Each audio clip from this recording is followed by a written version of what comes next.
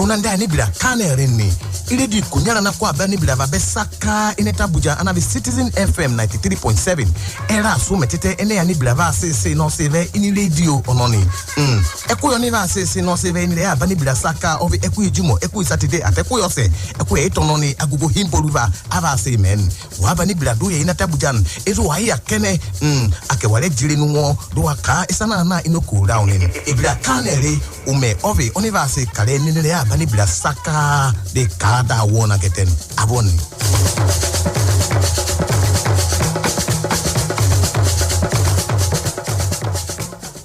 Bismillahirrahmanirrahim. Tarkashi yanzu kuma lokaci ne na neman lada domin watan Ramadan ya karatu wata mai albarka ya sake dawowa. Don haka muna kira ga daukacin musulmi domin daukar nauyin wadansu daga cikin shirye-shiryenmu masu albarka tsoffi da ma sabbi. Kiran sallah, tafsirin alkur'ani mai girma, karatun alkur'ani mai girma, tattaunawa akan abubuwan da suka shafi watan Ramadan mai albarka, shirinmu mai suna matan aljanna, shirinmu na yara manyan gobe domin matasa masu tasowa, shirinmu na sauro special kai tsaye daga tashar Citizen FM. Allah ya ce wa zai bani bashi ni kuwa in biya shi ranar kiyama. Tabbas lokaci yayi domin daukar nauyin ɗaya daga cikin waɗannan shirye-shirye sai ka tuntube mu a lambar waya kamar haka 0800-63-78-23 ko kuma 0813-73-46-4218. Ni'matallahi alaykum هل من خالق غير الله يرزقكم من السماء والأرض Omundem no munam ogendibo na dasirunu obosi Saturday no obosi Sunday no wataka nelekere nkano ogendibo boge anyi January ogigi na keneze pwe na eji akporikota obobo kabaro na esonyela ayi nkabu nkai umunnem dalunu.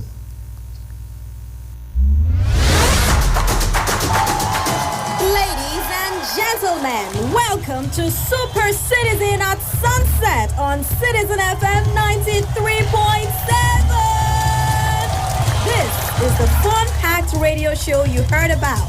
Did you miss any one of our programming today? Join me, Diddy, from the Citizen Pot when we run through our programs from sunrise. Stay abreast, get informed on news roundup. It even gets better. Do you think you know Nigeria? Answer 3 questions correctly and be one of our daily winners on Quizzes. It is the full package. Let's take you back, way back on African Vibes. Let's celebrate the African people, the rich cultures across borders, the languages, the good food, and wealth of excellence on African Vibes. Join me every Monday to Friday, 5 p.m. to 7 p.m. It is on Citizen FM 93.7 Abuja. Citizen FM Abuja. Yeah.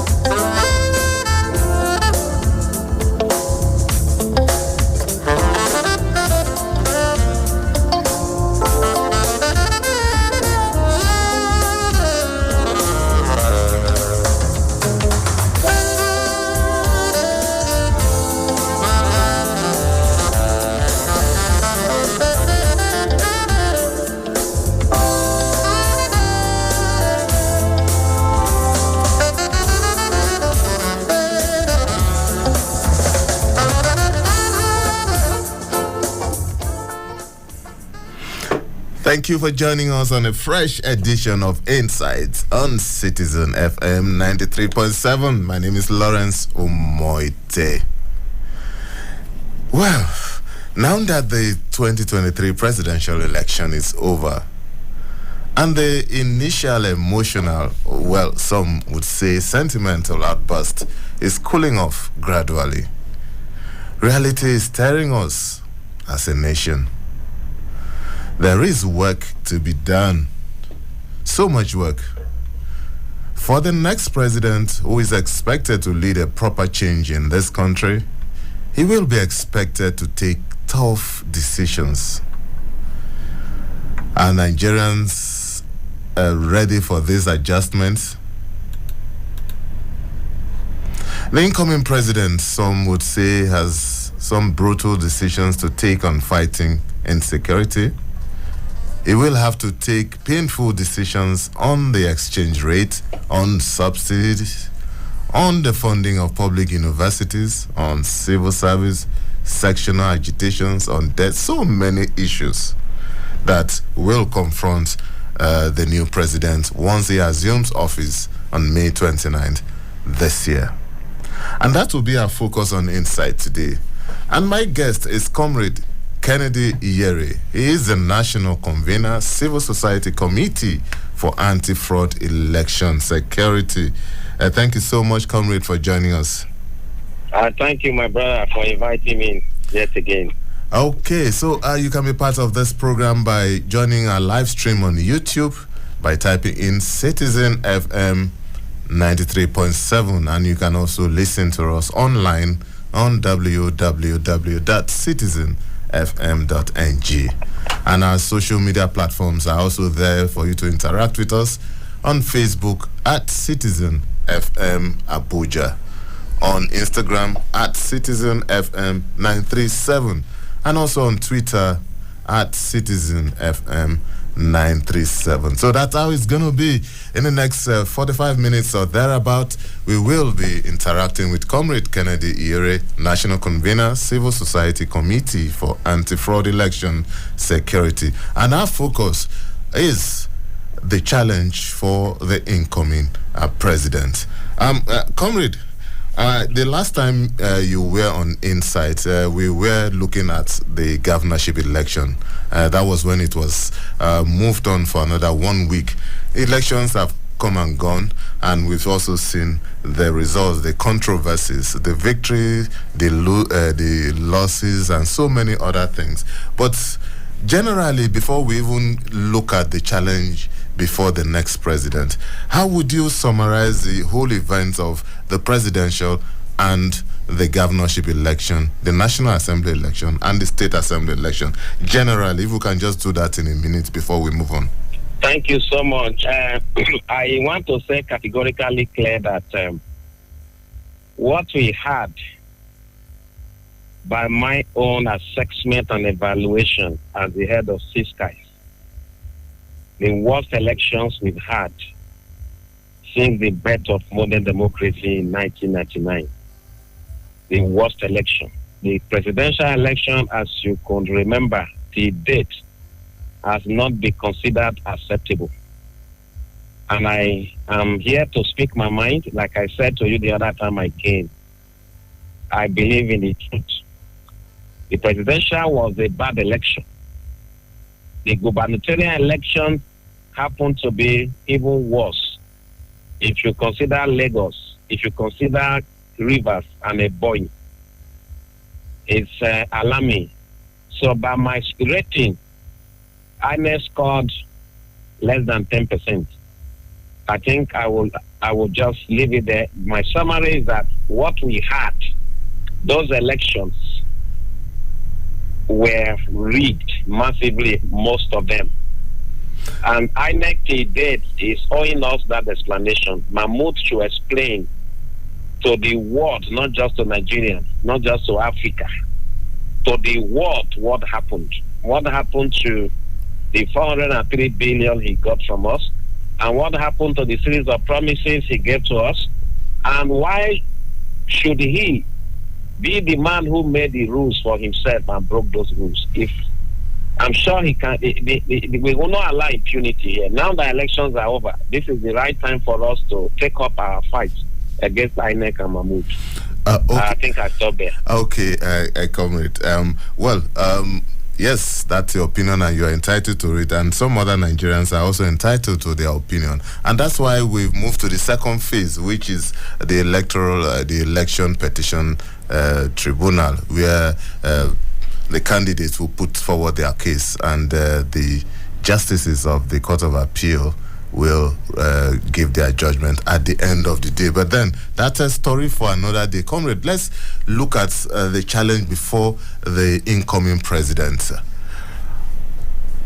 Number one, let's start by how huge a challenge is it for whoever steps in May 29? We already have a president-elect. If he steps in May 29, how huge a challenge is he going to face?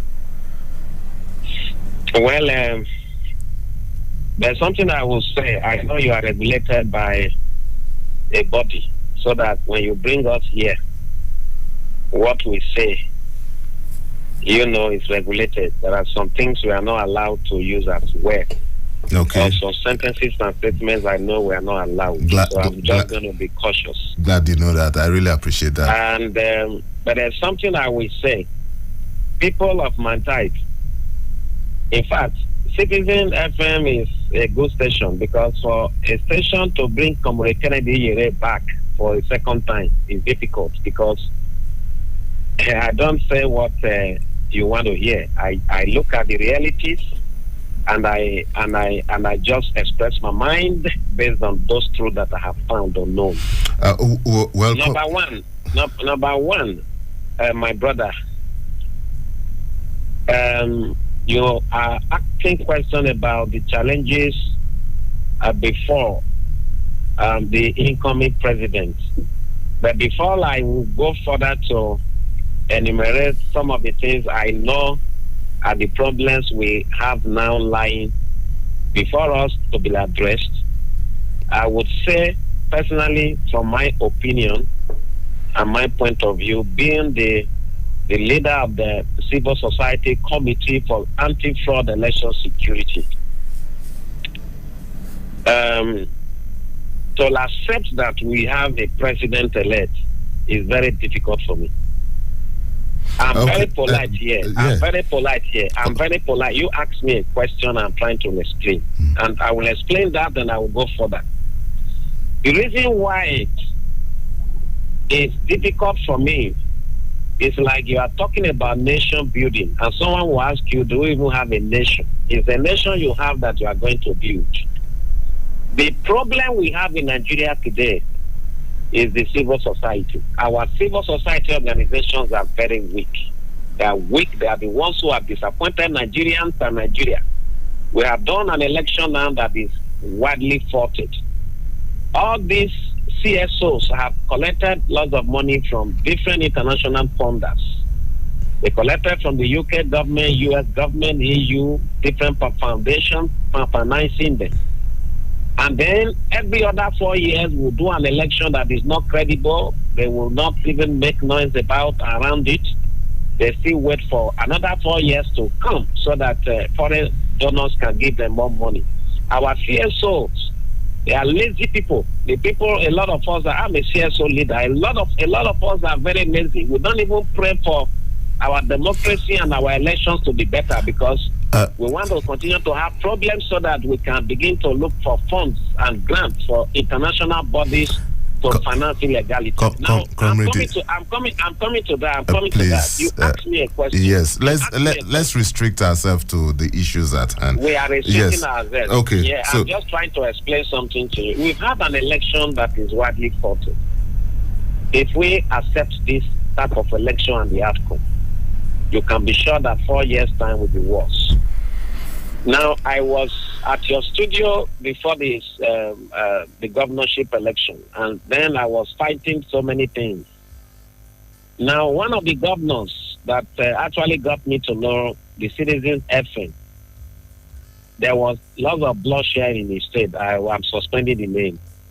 This particular election we've had, there are ways we need to review the results and review the outcome, because if this bunch of people have their way and they continue to stay as our leaders, Nigeria will never be better for it, but worse for it. So now to make it and just go straight to the point that I need to establish here.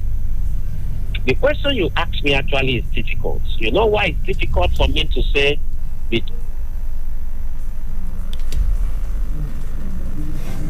Hello, comrade. Hello, comrade. Okay, I think we lost comrade there, but we will re-establish contact with comrade very soon. It's still Insight on Citizen FM 93.7. Please don't go away. We will be back.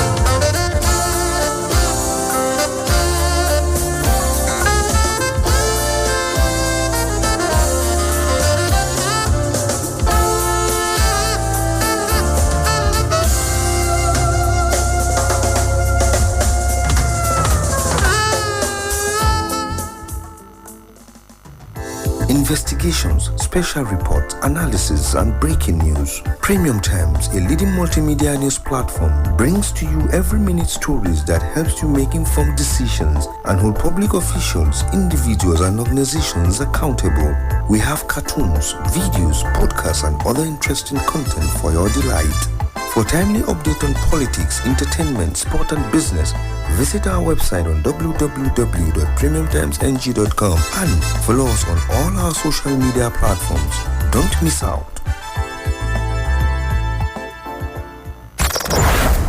Hi, my name is Rita Ezenwa Okoro, the founder and lead visionary of Street Project Foundation. Join the Street Project Foundation ambassadors Fridays, 8:30 a.m. on Citizen FM 93.7. We will be addressing key social issues such as xenophobia, police brutality, religious intolerance, youth profiling, insecurity, and other social issues in our radio drama series titled MON. This is Real Life.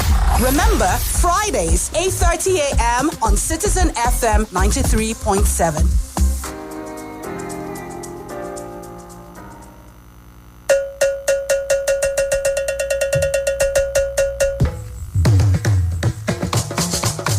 Eunandani bila kane rini.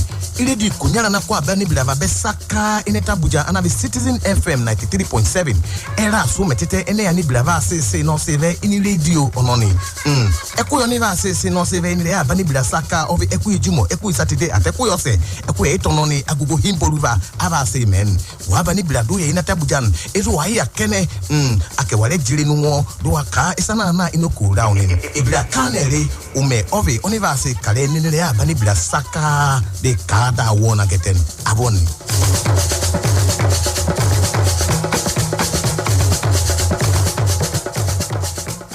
Citizen FM Abuja.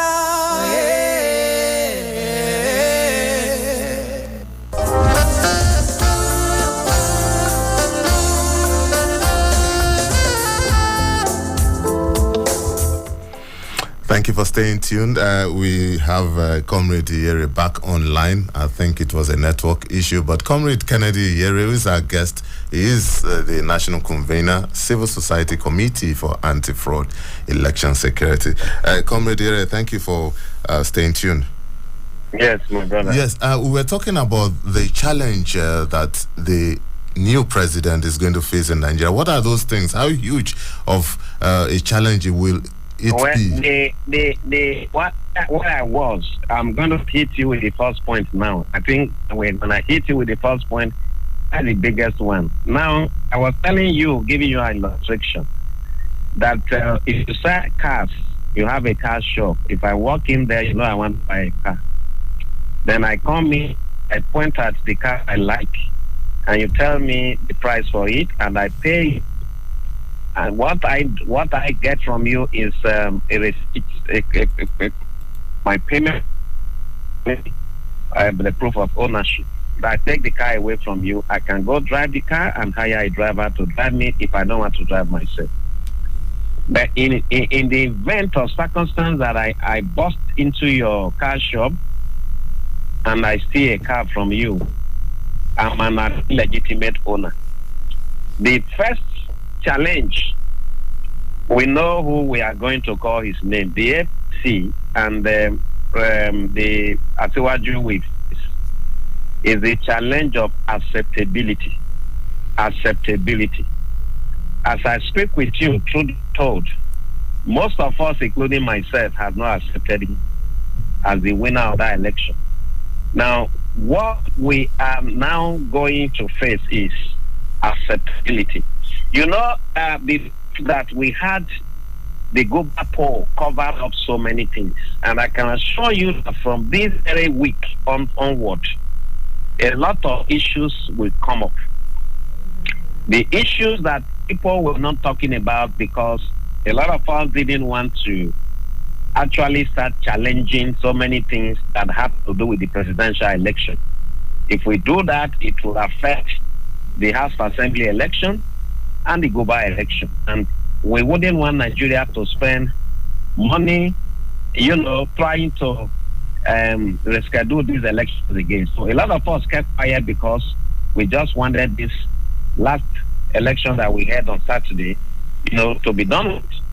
The biggest problem that we have right now is his acceptability. Are we accepting him as the winner of the election? Are Nigerians willing to see him as their president? Don't forget that the office of the citizens is the fourth office. If you talk of the executive, legislature, and the judiciary, you talk of the office of the citizens. This is democracy. This is a democracy we have in Nigeria, and the people who have the highest stake are the masses, the voters. In a democracy, the supreme power is resident in the people. Most of us, I said, including myself, including my NGO, including my CS, including a lot of civil society organizations, including international observers, have not come to accept that the APC won that election. So it's like they stole the mandate. Now, for you to allow somebody to lead you, the person has to be a legitimate leader. That is the biggest problem. As I speak with you, that we have with people seeing him as their president. Are you getting them? If you are not, like you are anchoring this program because you are the leader at the head of this department to anchor the program. If you have a faction, of this same program where someone else is saying, I am the head, I am telling you, there's going to be confusion and pandemonium. The biggest problem we have now is people are not accepting that the APC will actually won the election. There's going to be a series of civil resilience. That now between what we should be trying to look at is what happens between and the swearing in. Okay. Because we want peace in the country. Thank you. Comrade, I think we need to get some things clear. Let me explain a few things. What we try to do on this program is the elections are over. People are aggrieved. People who are aggrieved are in court. At the end of the day, the Supreme Court or the Court of Appeal will make a decision. And if the Supreme Court makes a decision, it becomes final. That's it. And we are talking about democracy. Democracy has processes. So what we are looking at the end of the whole dispute, whoever emerges as president or whoever gets the nod of the Supreme Court as president, when it comes to office, what is this going to face? What are the challenges? That's how I want us to look at this, and not necessarily an individual. That office of the president. I got you. I understood from the beginning. Yes. There's something I also want. Yeah. There's something I want. So let's move on. On the issue. We are moving on from here. Yes. We are moving on from. There's something I also want to clarify you of. Okay. You see, the mistake a lot of people are making is, when you talk about people who are aggrieved, they look at Obi, they look at Atiku. These two people are not the ones aggrieved. The aggrieved people are the masses, the millions of Nigerians who believed and trusted that INEC was going to deliver a very fair and credible election. Do you know where we are having this problem? The person that we need to actually ask to explain to Nigerians what happened is Mahmoud. Okay, comrade. Now, Comrade, I think let's move on. This back and forth is not helping us. I've seen. No, I want to establish my case first. Now, coming back to what is eventually the Supreme Court is going to settle this matter. Eventually, now eventually, whoever that the Supreme Court has affirmed the winner, in Nigeria we have to accept that person because there's no higher authority. So whoever becomes the real winner will have a lot of challenges. Fine, those are the challenges I want us to look at. We want to look at. Okay, okay. Moving forward, when a new president comes into office, one of the first things that is bogged down with is setting up a team, a capable and efficient team to run the government. How you are in the civil society, and I'm sure you have some idea of how governments operate. So, what are the indices that come into play here when a president wants to pick his team? Thank you very much. You see, this question is very crucial, and I'm going to deal with it headlong. The problem we've always is partisan politics and having interest of you having emerged the winner. You now look at those who assisted you to win.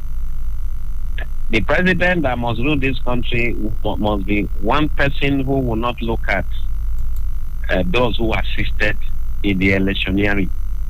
There are those who have the meritocracy and the competency and capacity to drive good governance, to lead selflessly, and this is where patriotism comes in. In our own case in Nigeria, my district, it's very difficult. You know why it's difficult? Because a lot of negotiations actually would have taken place before the elections. And that's why you see when a new president comes into office, the person is handicapped. You know, you and I in everyday life, you know, when we are looking for something, we are trying to make this as human beings. You know that, right? And because we want to get this by all means. But by the time we get that, we now discover that we had actually, you know, made some promises which will be difficult for us to, you know, make real or bring to fruition. Now, whoever that becomes the president that will rule this country should be able to have that independent mind to look at the country first and the love for the country first. And that president must be willing to make appointments without being influenced by some external factors or stakeholders. If that president is going to listen to the cabals, Nigeria will still go back to where we used to be. Because if you look at us today, there is a problem that is staring at us in the eyes, in the face. And this problem has actually destroyed our economy. We are talking of insecurity. Who is that president that have the independent mind to look at the Nigerian people and say, okay, I want to tackle insecurity without external influence, which means nobody will impose a CP on him, nobody will impose a DG of the SSS on him, nobody will impose the DJ Commander General of the Civil Defense Corps on him, and the Chief of Army Staff will not be imposed on him. Now, in terms of appointment, that's where most presidents, they miss it. So the biggest challenge for that president that is to lead us through the next 4 years is making appointments. How independent will that president be? If that president will not have freedom of some mind to select the right people, Nigeria will still remain where we have. Okay, comrade, let's look at the issue of security or insecurity, if you will. During the course of the campaign, a lot of in fact, virtually every candidate had his own idea of how it's going to tackle insecurity. Now, for the incoming president, what is he expected to do differently from what the government in power over the last 8 years have not been able to do to make a substantial impact, especially when it comes to the issue of addressing insecurity? Okay. Do you want me to tell you the simple truth? My brother, don't hinder me. I'm your friend. And if you bring me here to propose solution, these are just simple questions. I'm going to say it well. Don't worry. You see, I actually monitored most of these elections. I use the word monitor. That is assessing and evaluating and monitoring that preceded the election. That is monitor. We also observe these elections. My brother, I'm afraid the type of things I saw that these leaders who even won of these elections, what they did, I don't think they can fight insecurity, because they made those elections very violent and turbulent. They recruited their thugs. How do you recruit thugs? They engage in violence, intimidation, and even bloodshed. They killed a lot of people you eventually want the same year to party security. That is pretense, my brother. See, the issue of this for fighting insecurity is in doubt based on of assessment the people to actually question the of these people. I'm afraid because I was there, I saw it all. I saw where a lot of people, sitting governors, they actually disenfranchise people using intimidation as tools. There are places people could not vote because they're from other tribes. It's not new. Okay. And I am saying, are those the people that will come and fight the security? People who bought guns, and get to people. They want as president, they want as governor. They want to fight the security. Okay, government, we need to take a short break. And when we return, we will open the lines, and we will also talk about some other issues of federalism, issues of local government autonomy, and so many other issues that have been topical in this country. It's still Insight on Citizen FM 93.7, and we are taking a look at the challenges before the incoming president. And my guest has been Comrade Kennedy Iyere, who is the National Convener, Civil Society Committee for Anti-Fraud Election Security. Insight will return in a moment. Please don't go away.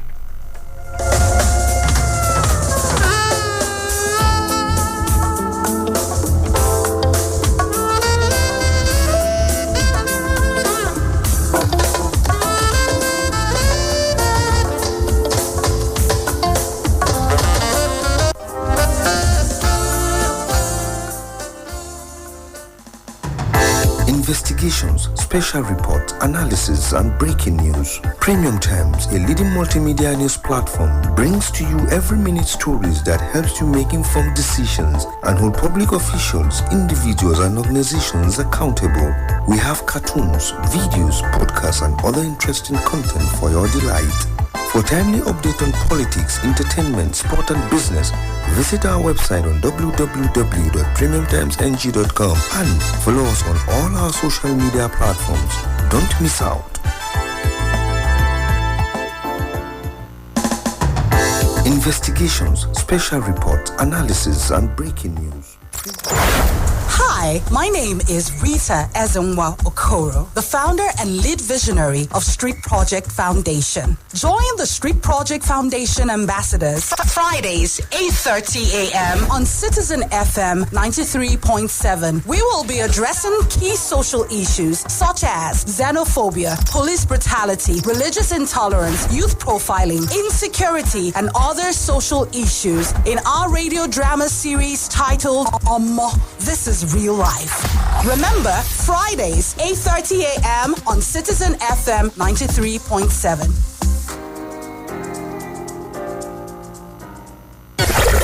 Abuja. Wake up. Reach out. Speak up. Speak out. You are the voice of a new generation. And this is your station. Talk Radio 93.7 Citizen FM.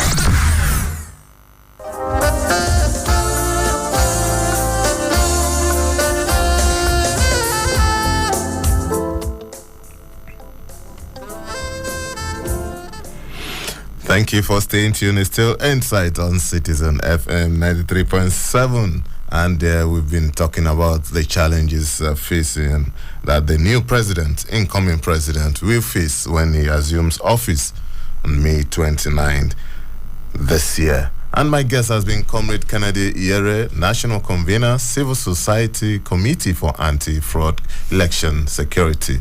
And so the phone lines are open. You can call us on 0818 2222205. I take that again, 0818 2222205. So you can call us, you can send us a WhatsApp message on that number, and we will take your message. You can also join us on our live stream on YouTube on Citizen FM 93.7.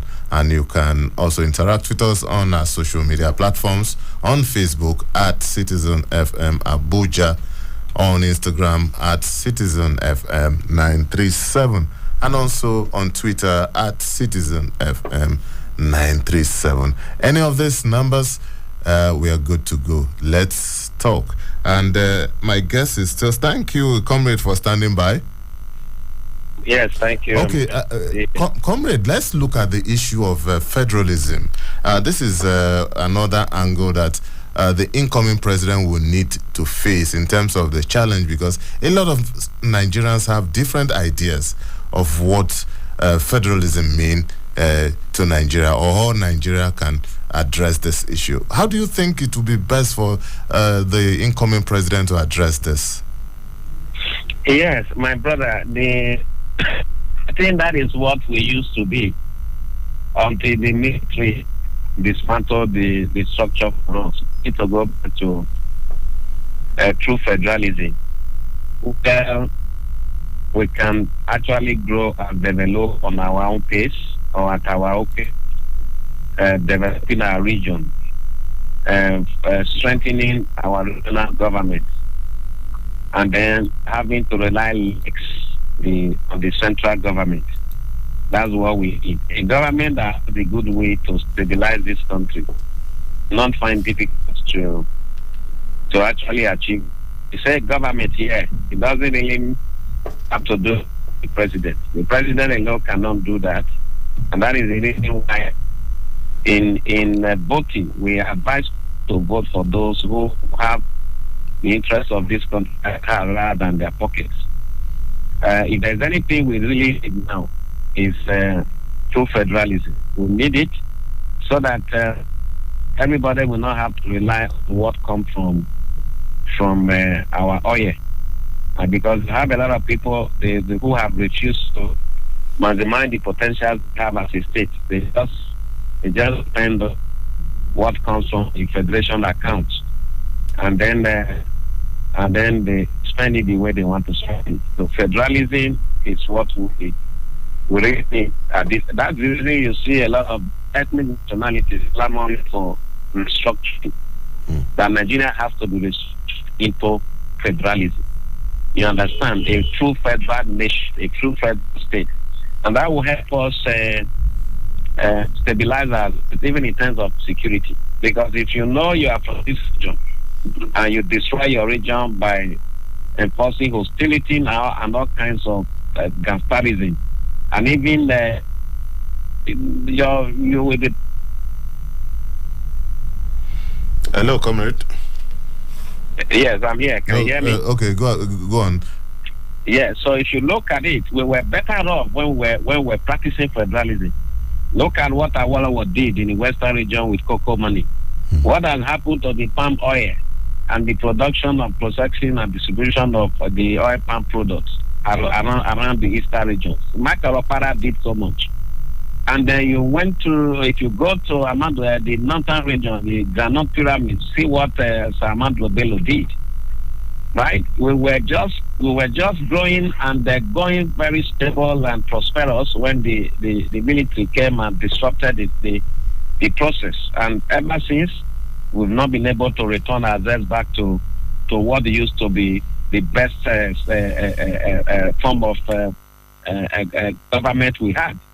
So nobody is saying nothing that is imperative, but I think if you want to prioritize what we need now, Nigeria needs to restructure truly.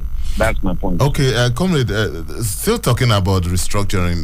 The clamor for the local government autonomy is also a fallout of restructuring, if you may, and federalism also. It looks as if this is one battle that the Nigerian nation may not win at the end of, because there's been several attempts, even constitutional attempts, at ensuring local government autonomy. What do you think the new president can do differently this time? Let me say this to you.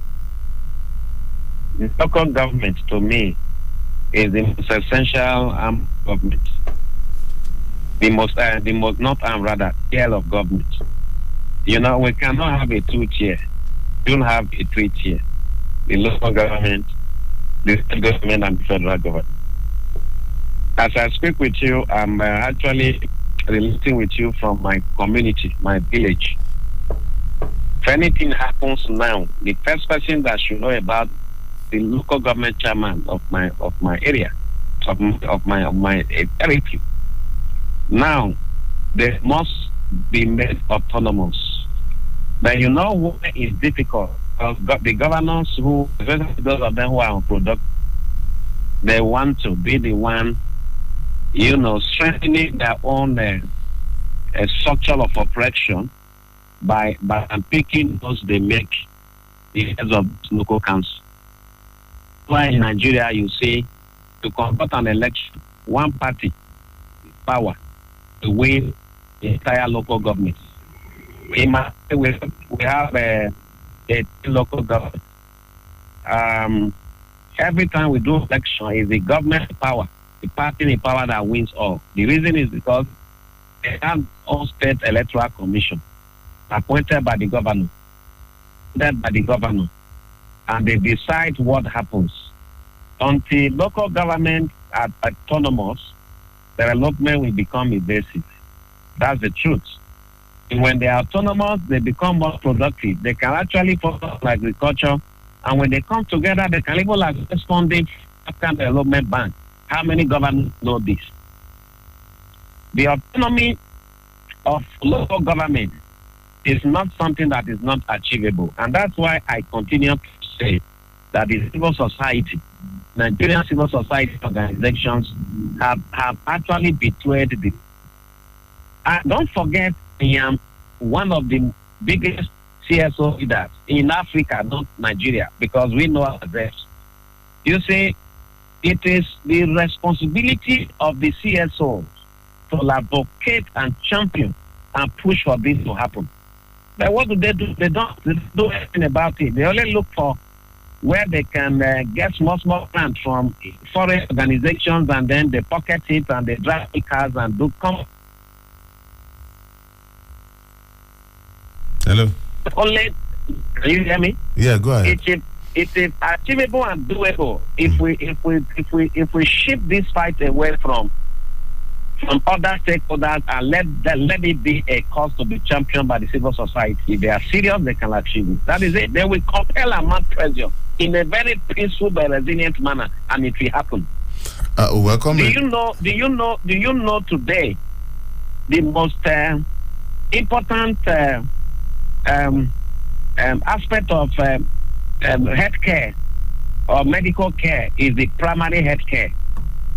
It does not exist in Nigeria, and that is why you see a lot of children die of sicknesses that can be cured easily. Malaria still kills lots of people. But if this local government were made autonomous and they are able to generate their revenue and actually control how they spend their revenue, that any imposition or interference from governors, they would have been able to do all of these things for these people. Okay, comrade, before we go, in as much as we also look at the challenge of the incoming president, there is also the office of the citizen of the Federal Republic of Nigeria. How do we strengthen that office to hold the president to account? Thank you very much. And that is why, my brother, you hear me whenever I speak about the CSOs. That is my constituency. I am always angry. That question you asked is supposed to be the role of the civil society organization. Office of the Citizens. Let me give you an example. You see, it's only in Nigeria I have seen that people will gather themselves together in one council, and they will tell you they are doing civil society situation room. Then at the end of the day, all of the complaints you make to them, oh, they are ringing here, they just come on air and cry, shed crocodile tears, and as if they are concerned, and it ends there. The issue of whatever that ever transpired with the past elections we did at the presidential and global level, the costs for judicial redress and justice ought to have been championed by the CSOs. You will never see them. They will go off there and start waiting for the next state to conduct an election. They start writing proposals to international organizations for funding. They are businessmen. It's clearly to be CSO leaders. Now, what I'm trying to tell you is this. The office of the citizens has been rendered useless and ineffective by the weakness of the CSOs. The CSOs, who are CSOs? They are the people that speak for the defenseless and represent the interests of the ordinary people in any government, be it military government regime or a democratic regime. Now, in Nigeria, it does not exist. These people all exist for money. Now, until the CSOs, they take their place and become strong for the ordinary Nigerians, there is no hope for us. The office of the citizen, which ought to be the most important in a democracy, today the people's voices have been suppressed because even the CSOs, they have become colonies that have been captured by corrupt governors and corrupt ministers and corrupt local governments. That is the truth. All right, the truth is that we have run out of time and we have to leave it at that. Comrade Kennedy Iyere, National Convener, Civil Society Committee for Anti-Fraud Election Security. Thank you so much, Comrade, for your interaction with us on Insight today. Thank you, my brother, for bringing me here. God bless you. All right, you too. Well, that's our package on Insight today. The program returns tomorrow with another interesting edition. My name is Lawrence UMOTTE. Up next is News on the Hour.